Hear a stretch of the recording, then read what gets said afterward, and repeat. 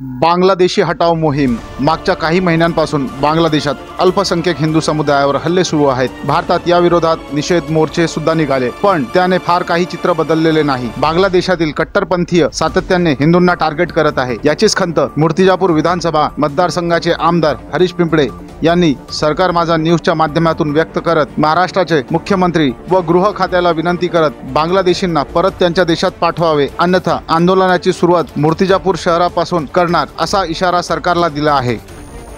आज बांगलादेशमध्ये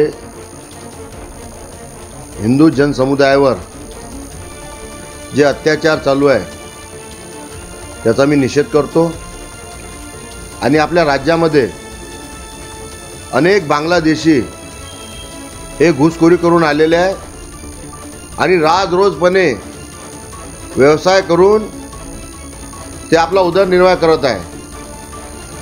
आज आपल्या देशाचं मीठ खाऊन आज त्यांचं सुखी संपन्न जीवन ते व्यतीत करत आहे, पण तिथं असलेला बांगलादेशमध्ये असलेला आमचा हिंदू समाज आज नरक यातना भोगत आहे। म्हणून माझी गृह खात्याला आणि मुख्यमंत्री साहेबांना विनंती आहे, पोलीस प्रशासनाला माझी विनंती आहे की जे आपल्या राज्यामध्ये बांगलादेशी आलेले आहेत यांची एक मोहीम हाती घेऊन या बांगलादेशीला परत हद्दपार करून बांगलादेशात पाठवण्याची मोहीम चालवावी, अन्यथा याची सुरुवात मूर्तिजापूर मतदारसंघातून मी आणि माझे कार्यकर्ते करणार आहोत।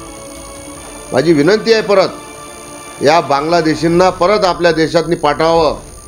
जिथं हिंदूवर अत्याचार होत असेल तिथं हिंदू समाज चूप बसणार नाही आणि एक हिंदू समाजाचा प्रतिनिधी म्हणून मी चूप बसणार नाही। जय हिंद।